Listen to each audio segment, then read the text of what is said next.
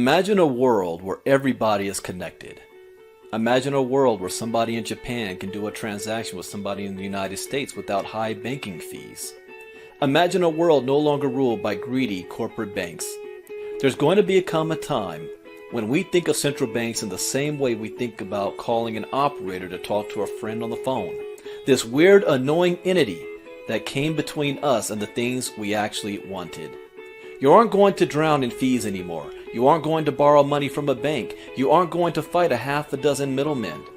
It'll just be you and your money anywhere on earth. And once this happens, cryptocurrency could very well make the US dollar obsolete. Once people understand how easy this is and get used to it, the demand for legacy money controlled by a government and bank is going to plummet like a rock. Welcome to the world of cryptocurrency.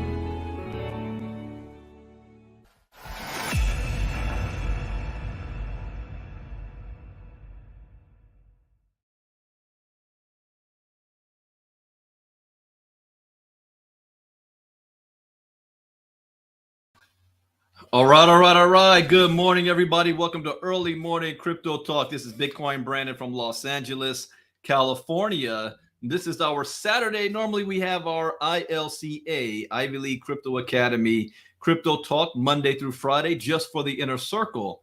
But on Saturdays, we leave this open for everybody. We're streaming everywhere right now from Facebook and multiple groups in Facebook and also on YouTube and Instagram.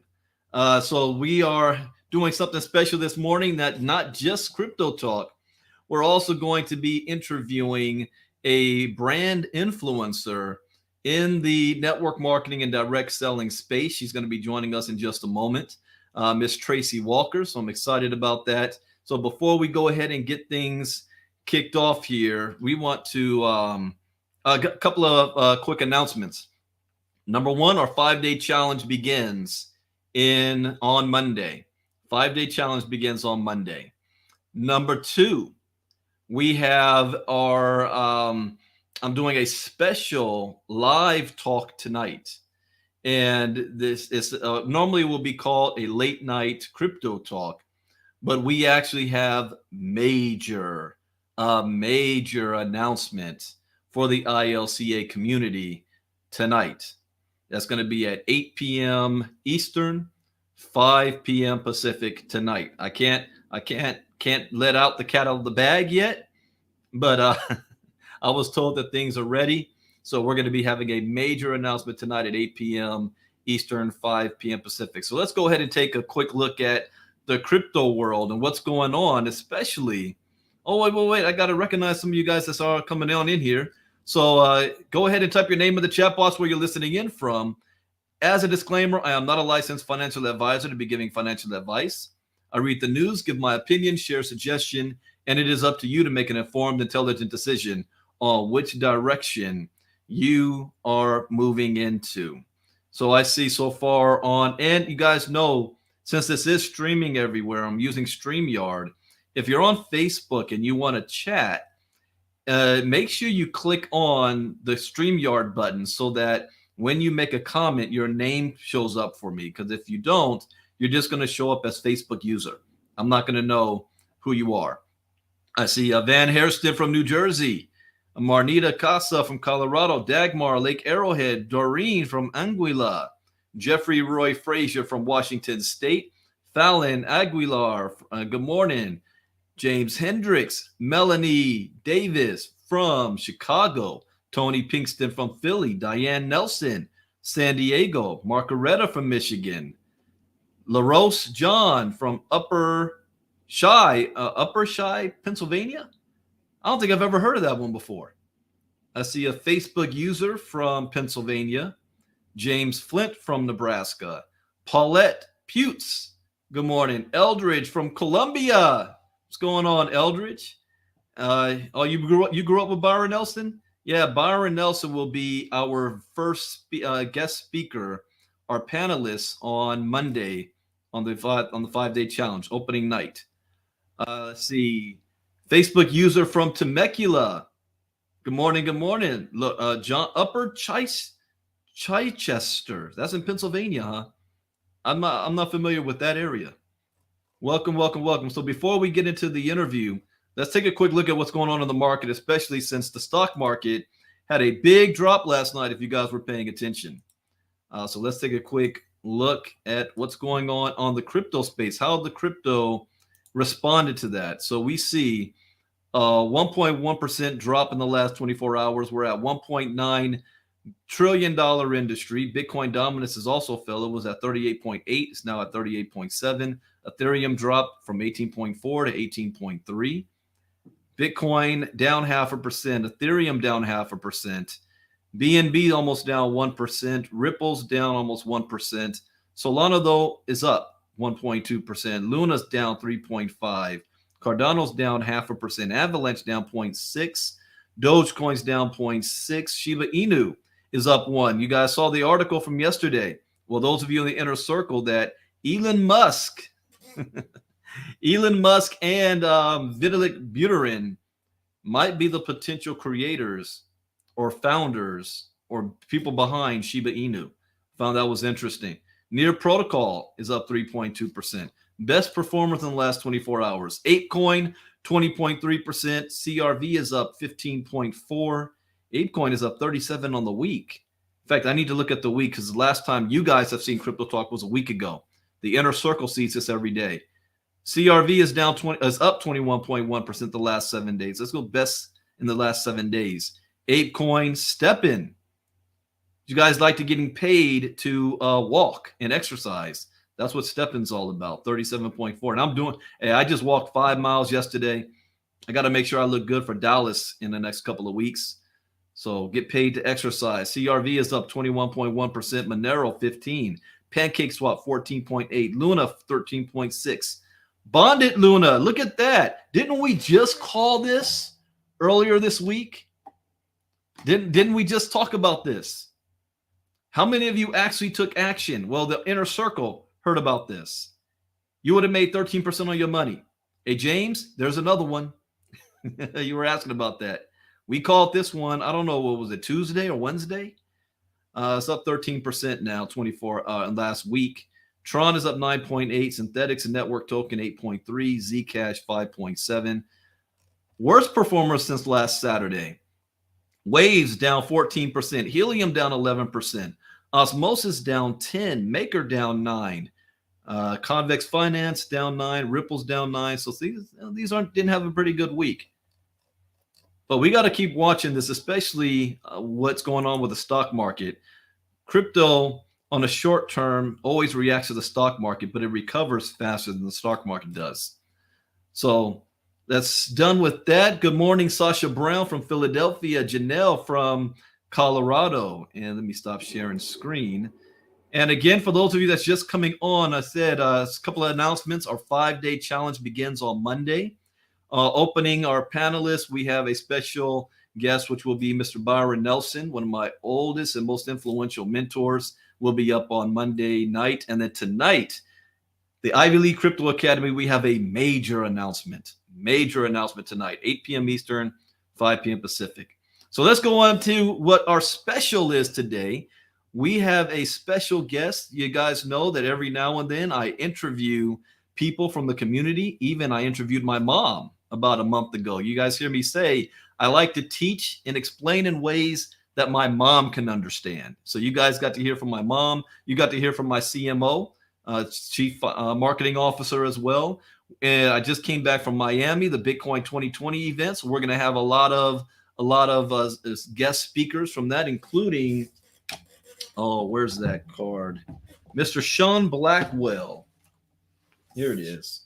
Sean Blackwell, a Black-owned business owner in the crypto space that owns a crypto mining company.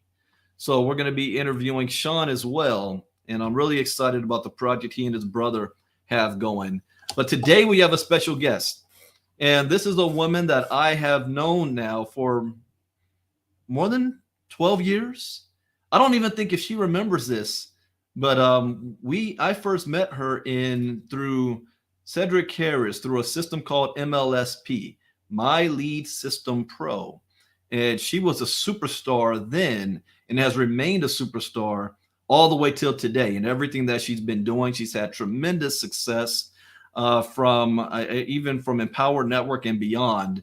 And I've watched her from afar. I've never actually worked directly with her since the MLSP days, but she's grown from being a top earner, top recruiter, seven-figure earner to a brand influencer.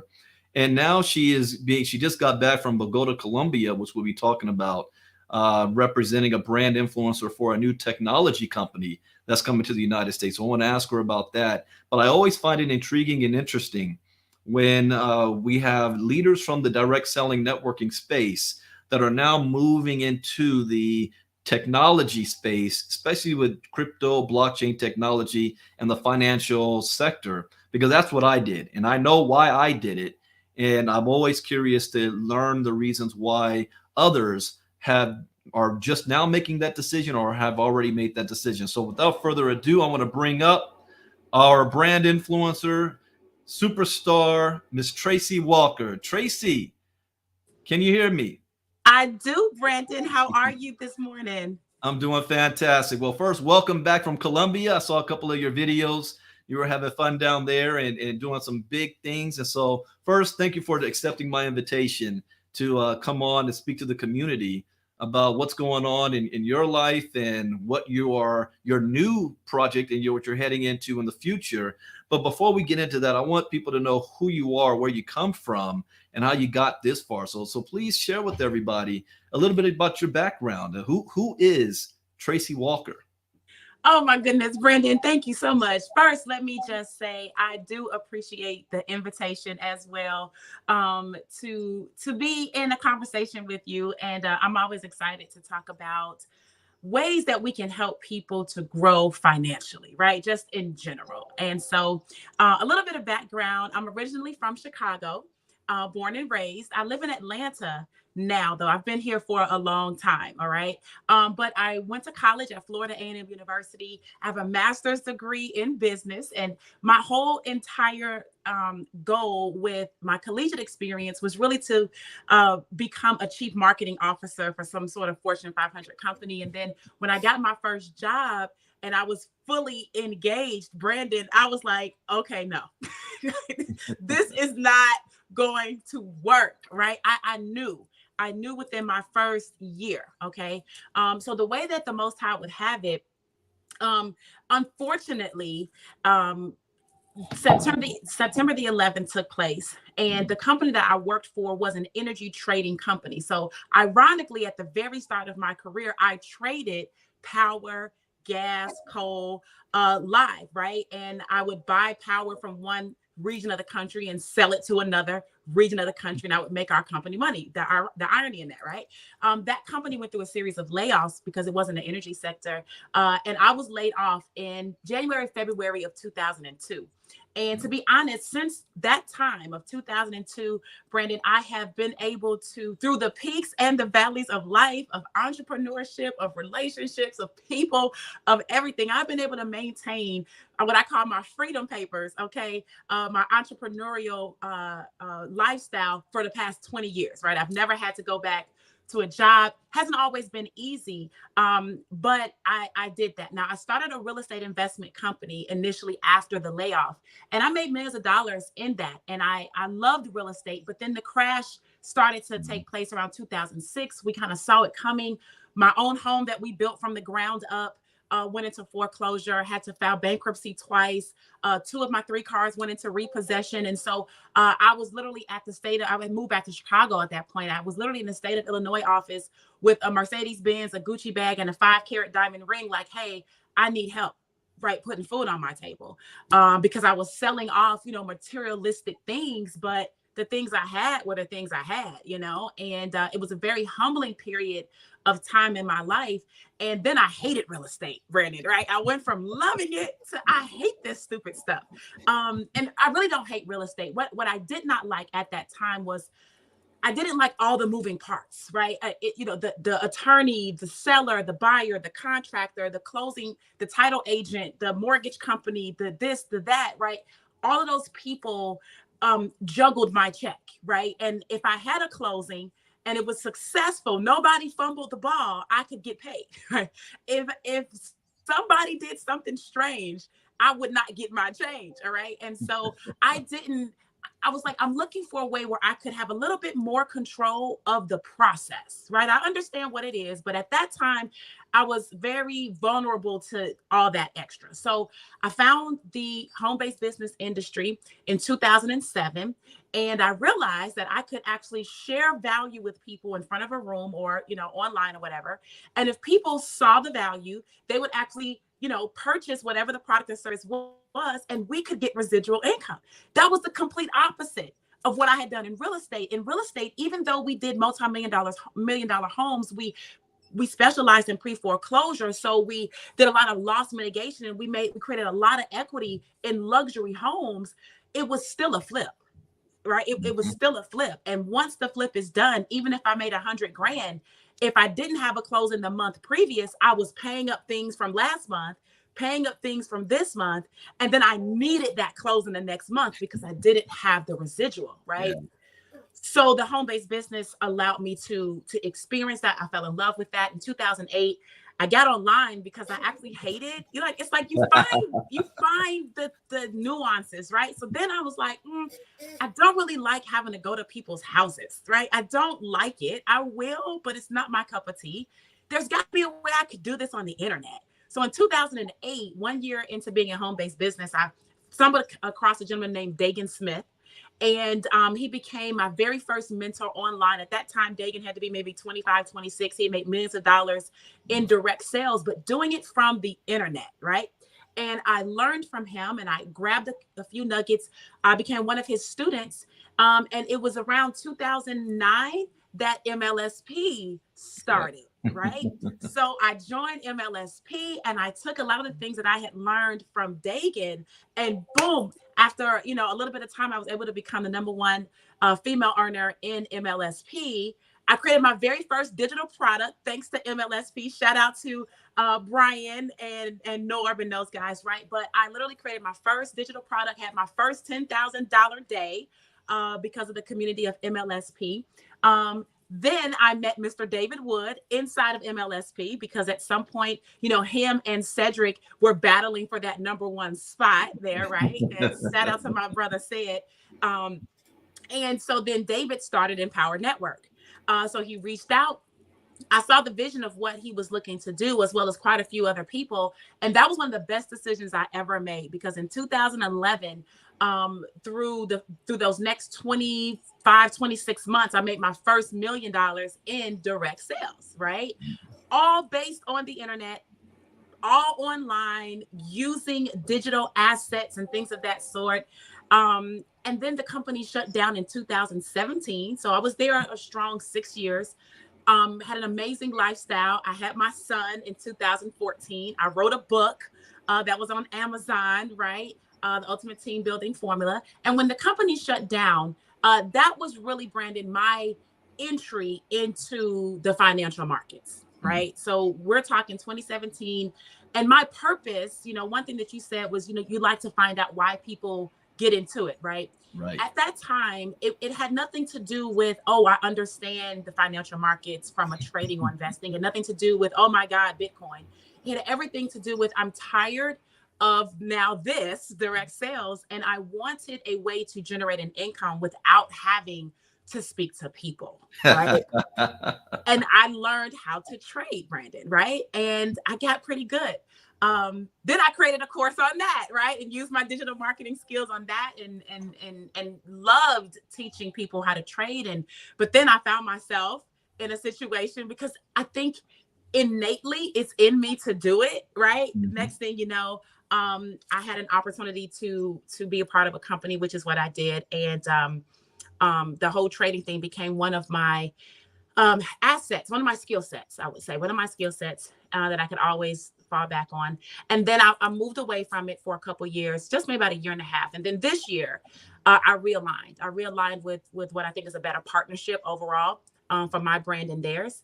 And well, hold on one second there, Tracey, because I want to back up just a bit. You said something that's very, very important, that people like yourself, myself, came to a conclusion. So at some point, you were in the direct selling space, killing it. But then you had an aha moment where you said, I don't have to, I want to be able to make money without having to rely on having to talk to people, having to build that, that team, that network. So for me, it was doing it over and over and over and over again because of the turnover rate. Well, with social media, with the internet, people jumping from one company to another, no residual income. So talk about that point. And you said, you know what, I'm gonna stop this and I'm gonna move over here in the financial space and I didn't know anything about the financial space. So did you teach yourself, or did somebody teach you and bring you into that? How did that process work for you? Yeah, important point. I aligned with another company, right? And that company taught people how to trade, and then they also had like tools and resources that allowed people some leverage, right? That provided leverage. And so yes, through my associations with that company, I met some amazing traders. I met amazing coaches and people that knew the space, and through the services and the tools, as well as the relationships I had built with some of those very, very skilled and knowledgeable people, I began to learn the skill itself, right? Mhm. And I think, just to give you an idea, like I did an experiment one time, right? And I said, I wonder how many trades I could win in a row, right? Like I'm kind of competitive, like, and it's just me against me. Like when I'm not doing this against you, Brandon, right? This is just my own thing. Right. I actually have it documented in my trading journal. I did 100 trades. I won 100 straight trades. I took $150 to over $20,000 in like 60 days. Oh, Yeah. stop Right. right there. Wait, hold on. Stop right there. See, because I tell people all the time, you don't have to have big resources to get started. I tell people I started for $30. That's Yeah. how I got 7 figures from that. Yeah. You started with how much again? 100 and something? Yeah, like $150 in my trading account. 20,000 and how fast? Like 60 days. 60 days. Okay, keep going. And the concept is really taking what you have and growing it, right? And having some sort of goal, right? So I had a pretty aggressive goal, right? At that time, it was like, okay, I'm trying to do 10% a day, right? Mhm. Now, with $150, 10% is $15, right? So you could trade and you could get $15, right? But then when you get to $2,000, right? Like, okay, now I need $200 a day. Now you're looking for certain types of trades, right? Okay, now when you get to $10,000, you want to make $1,000 in a day, right? And so you have to learn how to have what they call a trader's mindset, the psychology of a trader. I learned probably more. I got more of a spanking than I wanted to, Brandon, but risk management, okay? Setting your stop losses, not being greedy. Those lessons I had to learn. Nobody could teach me that. Oh, They wait. Now stop there. told it to me. Yes, sir. You said that lesson. Does that mean that you actually lost some money along the way? Now here's the transparency part. So the 20 grand I made, Brandon, we were trading with my team, a community, right? We were on live, and they watched me lose, right? Like $12,000 of it, like in one day, right? So yes, of course, like in my opinion, people that are out here trying to portray that it's all wins, no losses, right? All peaks, no valleys, rainbows and unicorns. Like, that's not true, right?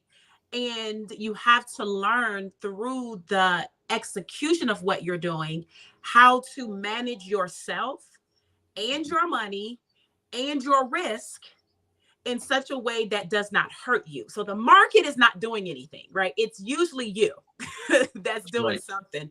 And you're going to either be rewarded for that behavior or you're going to be chastised for that behavior. So that was the situation with that. So I did lose some money.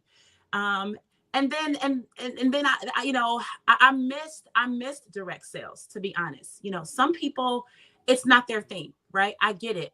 But I'm a marketer. Right. I'm a real marketer. And so for me, I'm looking for the people that are looking for me. I'm not the person that's trying to get everybody I know. Like, that's never been my deal. I don't think everybody is a prospect. I think everybody is a suspect, but I don't think everybody is a prospect. And I have to ask questions. I have to find out where their mind is, where their headspace is. And if someone gives me something to hold on to that says, aha, I'm looking for something, right? And I might even be looking for what you have, I will offer an opportunity for them to look at it. That's it, right? And that's kind of my methodology. So I actually like doing that. And because I've seen the success and I've seen the success of so many other people, I'm convinced that it works. You know what I'm saying? Nobody can tell me that it doesn't. I know it does. So I love it. And so I found my way back into it, Brandon, after that. But now I've combined the two a little bit more, and I've got more experience on both sides. Obviously, after 17 years in direct sales and just 20 years of being an entrepreneur, I've been trading for 4 years. So all of that together now just makes it for a very sweet combination that I feel I have a lot of value that could help other people now. Well, let me ask you, because a lot of that was dealing with Forex market that you really killed it in. Have you made a transition to also learning to trade on the crypto side, or even moving in crypto? And if so, when did that take place, where you said, that I think this crypto thing might be something I need to take a look at? Well, as a trader, once you learn the concept of trading, you can trade anything, right? So it was never, for me, it was never let me look at it, other than, oh man, did y'all see Bitcoin? I made X amount of dollars on that drop, right? Or man, it rose up to this. And let me mind you, we're talking about just a few years ago, $5,000 Bitcoin was at, right? $6,000. This is 2018, 2019, right? We're not talking about 50,000, 40,000. We're looking at a retracement taking place, and we're like, man, if Bitcoin gets to 10,000, this is going to be amazing, right? And it was because of the talk in the community about the surge in this particular financial market. It's what got my attention. Like, maybe I could trade this. And then I realized that I made more money when I traded crypto.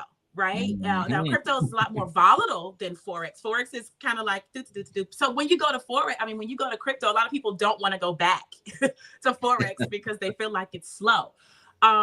But that was really how, just seeing people talk about it, or hearing people talk about it, watching the charts, marking up my charts, seeing certain patterns. I'm like, oh my God, this is the next level. Oh, let me buy now, right? And that thing shoot up, or vice versa. Great thing about being a trader, even if the market retraced in an uptrend, we could still make money from that. So that was that. And then you start learning about, all right, did you see Ethereum? Well, wait, did you see what Ripple was doing, right? Oh, wait, did you see?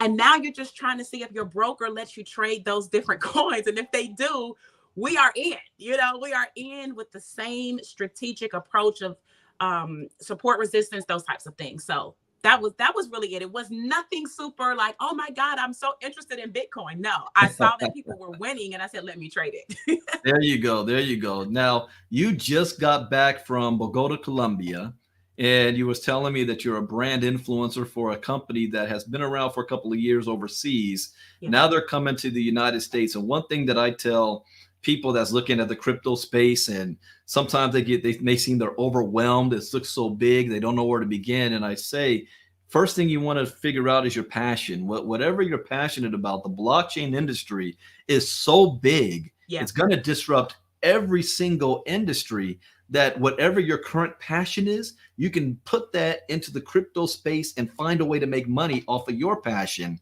So tell me with your company, because you came back with a financial backing. Yeah. Tell me about the company that you're being a brand influencer now, what they're doing internationally and coming to the United States. What are they all about?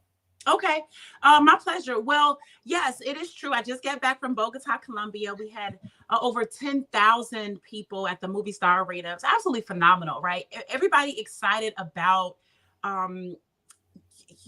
apps, right? Applications, fintech, cryptocurrency, all of that kind of wrapped in together. And the company, what they actually do is they build downloadable apps, right? It's a technology company. It's not a trading company. It's a technology company that builds downloadable apps that allows people like you and I to be able to use these apps to learn and earn in the financial markets through cryptocurrency, forex, binary options, stocks and indices, right? And NFTs, right? And so that's why I was there. And the company itself it's 3 years old. It's owned by three brothers. They actually have a background in direct sales, but something about these technology companies, most of the founders, owners, developers, whatever, they're like barely 30 years old, and it's because that's what they know. It's their time for what exists right now. So these guys are like 31 years old, 30. I think one turned 33, one's 31, other was like 29, not even 30 yet, or he might just turn 30. But this is the age group, and so building this whole thing has or is watching them over time build it has been phenomenal. They've created 27 millionaires already, 70,000 customers. The U.S. was not even a player, right? The U.S. was not even a player at all in the last 3 years, and people's lives have changed. I saw when I started looking at it, looking at people in South America be able to make 27 of them, be able to, or 80% of that 27 are in South America. $1 million US dollars, right? When I was in Colombia, we were going back and forth from the hotel to the arena or the different hotels to meet up with each other, maybe 10, 15-minute rides. Uber, $5, right? The Uber ride, $2.13, depending on the time of day, right? So the US dollar goes a mighty long way in South America. And to have 1 million of them, like you're living like a king and or a queen, right? So to understand that, and then know that the company was looking to launch in the US, I actually took a trip to Dubai, actually, right? Because that's where the company's headquarters. So before Colombia, I was actually in Dubai, actually meeting with the founders, and I got a chance to see the corporate office, and it's right in the epicenter. I mean, a lot of times people don't fully understand, but Dubai is like the technology epicenter. People know Silicon Valley, but across the world, it's Dubai, right? All of our major US companies that are tech companies have campuses in Dubai, okay? And so it was amazing to see that. Even I wasn't aware.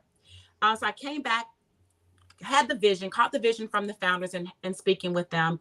And now we're excited. We're on a journey of teaching people how to use applications, right? And receiving trade ideas to make money in crypto, utilizing KuCoin or utilizing different exchanges, and seamlessly be able to trade and make money whether the market's going up or down.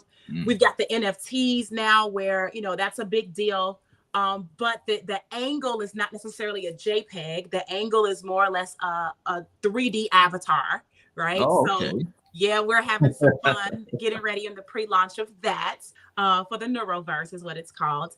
So I'm excited to be in the space of what's developing, and it allows me to use you talked about your passion. Like, I really do like building teams. I really do understand the power of group economics, right? And leveraged income. It's a skill set like anything else, but financially, J. Paul Getty says, I'd rather earn 1% of 100 people's efforts than to earn just 100% of my own. And so although I can earn on my own trading crypto, trading in the financial markets, that's fantastic. But that residual making money while I sleep because of the other 99%, Brandon, I can't let it go. I can't. I've tried, Brandon. Well, you're right. I did. When I first came into crypto, I made a lot of money without recruiting or doing anything. But again, my passion was this is where I come from. My passion is teaching and building. And if I found something that works, then I feel it's necessary to share with others so that they have that same opportunity. Now, I want to ask you this too. As a woman in this space and an African-American woman, it is very, very rare. You have had tremendous success. I think I can count that I actually respect on two hands how many African-American women in the United States that's really making an impact. And now you're moving into the financial sector. Do you have any, I don't want to use the word advice, but suggestions for not just everybody else, but also specifically women that's getting involved in this space on how you're making things happen and what they should do or they should be focusing on? this is a subject that it can go either way, you know. And so I have to, I can honestly only speak from my experience. You know, it's not to blanket a group or to dictate what somebody else's experience in life in general is. But for me, what I found is that, you know, whether it's through God or whether it's, I've been able to align with even the men that have been very, very, very honorable and forthcoming and willing to share information, not in a sense to withhold my progress or discourage me, because it's men that I learned this from. I mean, I have to be honest. I mean, every last one of my coaches up to this point in this sector, financial sector and trading and crypto, have been men. So I'm grateful, right, to them for sharing it. Some have been white, some have been 3 or 4 have been Black. I've had a couple that have been Hispanic, right? But men nonetheless. Women are here. You know, that is not to say women are not here. We are present. But that's been my experience. And so as a woman, it's been fine. It's been, has not been an issue at all. I look at it from, hey, who can teach me? I don't really care if you're a man or a woman. I want to learn it. Who can show it to me? And if you're willing, I'm willing to be a student. You know, it doesn't matter if I made millions of dollars in real estate. It doesn't matter if I made millions of dollars in network marketing. At the time, I was a brand new baby in this. I don't know anything about this. I'm coachable. I'm teachable. If you tell me to do something, I'm going to do it. I'm not going to question it because I really do want to learn it. And I took that humble approach with it. Right. And that was my experience. So advice, I would say, be willing to learn from whomever is willing to teach it, right? With authenticity, right? I'm not talking about shady people. I'm not talking about, you know, just because somebody offers you something, just grab it, right? I'm saying that as you begin to vet and look and observe and assess, and you feel a vibe and you feel like, okay, yeah, Brandon looks like someone that I would like to learn from. Brandon, if you were a woman, I would still reach out and say, hey, could you show me this? Right now, I've met women in the trading space as well, and we've collaborated and we've shared ideas, and we have our own groups that we work with and that we coach and train. But I've had an amazing experience. Advice: be willing to learn from whoever is willing to teach it, as long as you feel it's in alignment with, you know, your morals, your vibe, your legal, moral, and ethical. Okay, especially in this, it's been dandy. You know, so hey, more power to all the women who want to learn it and get out there and do it. Right. I think the best thing that you could do is just do it. You know. One last thing. You know, sometimes. And I think this is a generalization. Let me make this as a disclaimer. It's a generalization. Generally, women are more on the emotional side, right? Men are more on the logical side. I think that's probably a fair thing. The way that we process information, right? Women say, I feel like you're not. And men say, well, I thought you were. Right? Well, my thinking is, right? So that's kind of the way that we are different. When it comes to trading, that's something that women have to watch. It's the emotional trading, right? It's not, well, I feel. No, the market does not feel. Care how you feel. Right. And so as a woman, I've had to, or if I'm losing, I've learned to take the loss and move along versus now I'm holding on to it all day, right? I'm sad, I'm crying, I'm emotionally attached to the outcome of a decision that I ultimately made. Right. And coming to grips with, okay, Trace, crying or being sad or salty about it doesn't change the fact that you lost this 12 grand. Okay. So what you're going to either have to do is learn how to see the market for what it is. You're in, you're out, no attachment to it whatsoever. And for women, I think sometimes that might be the part that we have to work on, not the trading, not that it's a man that taught it, or not that men are more dominant in the space. It's as a woman, how we see and approach the market, being in our authentic selves, but being able to cut that switch on and off, right? And know when emotion is necessary and when it is absolutely not in your favor. Well, I got to tell you that's absolutely correct. but there are still a whole bunch of men out there that get emotional and cry and make emotional decisions You're without not lying, thinking. Brandon. That is so So true. you're right. Yes. But one thing you kept saying that keeps sticking out to me is learning, learning, learning, learning. In your opinion, how important it is, especially if you're getting in something new, to be educated in that space. You know, most people do not want to learn. They just want the result, right? And so Yep. the companies that exist that are financially attainable, right? Because see, there are entities out there where, I remember like Robert Kiyosaki back way before, was charging $50,000 to learn how to trade, right? Okay, so if you didn't have 50,000 to put into your education, it's almost like, well, you didn't have the ability to learn it, right? Now there's different companies and entities and programs and communities that are teaching for fractions of that cost, but customers still don't want to learn it. They just want the result. So what I found is that companies or organizations at least are creating tools and resources that kind of give the market what they want, but the large emphasis is still on the education. And I believe that that is the most important. As a marketer, I do want to give people what they want, okay? But part of that responsibility is also knowing what they need. It's like a parent. You know what I'm saying? Right. It's a parent. Like my son is 7.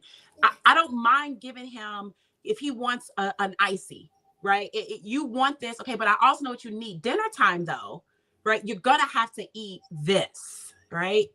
So, as a coach, as a person who has taken on a role of choosing to help people learn this, I feel like it is a responsibility that we have to make sure people know that learning this is the true value. Learning this, having the skill, being marketable, being valuable, something that is now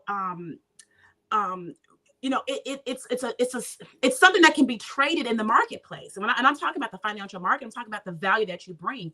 People want a job, but you want a job doing something that almost everybody else can also do. So the pay is low, right? When you have a high value skill, that is a marketable skill. And now if you wanted to consult, if you wanted to work a job, if you wanted to start, you have a higher value that you can demand because it's rare. It's less people that know this. So to acquire the skill, I think, is the most important over time, even as you're earning through tools and resources and things like that may help you to build the belief that you need that it even works. Wow. Well, Tracey, first of all, thank you for taking time out of your very, very busy schedule to hop on us with us this morning and share who you are, what you're currently doing, where we're going in the future. Please make sure you send me the information on your business because I love hopping on board, taking a look at it. And anybody that's been listening, make sure you shoot me a message because I'm gonna sign up and I'll get you the information as well. You can contact Tracey also. And thank you for being here again. Any last words you'd like to share with everybody? One of the things that that I just want to leave with people is, whatever it is that you decide to do it through and through. Okay, just do it through and through. This is an amazing place that we're in right now in terms of cryptocurrency and the digital currency space and things of that sort. And there are doors of opportunity that are open right now that are welcoming you to come in and to partake, of what's available. Don't miss it, right? So if you've started this, if you've decided, hey, I want to learn it, don't walk away from it because it gets hard. Don't walk away from it because it seems challenging. Stick with it. I promise you, if it's worth having, it's worth working for. So thank you so much, Brandon, for inviting me and having me on as well. And I look forward to more people succeeding and winning with the crypto space. Fantastic. And I'm definitely going to have you back on in the future and be watching your progress through this space and your influence as it begins to grow bigger and bigger. So appreciate that much. And everybody else, we will be back. We got our 5-day challenge, crypto challenge on Monday, 8 p.m. Eastern, 5 p.m. Pacific. We have a special panelist is going to be Byron Nelson that will be speaking. You just go to ilcachallenge.com. It's free for the community. Learn about what crypto is all about. If you're brand new, you've never heard of it before. We all had a day one. Tracey had a day one. I had a day one. And we all are students. And I'm still a student, still learning. And then we're going to be back tonight. Major announcement for the Ivy League Crypto Academy tonight, 8 p.m. Eastern, 5 p.m. Pacific. I'm going to stream it live just like this. Major announcement tonight. So with that, thank you, Tracey. Enjoy your weekend, everybody. And I'll see you all tonight. Take care. God bless. Bye-bye.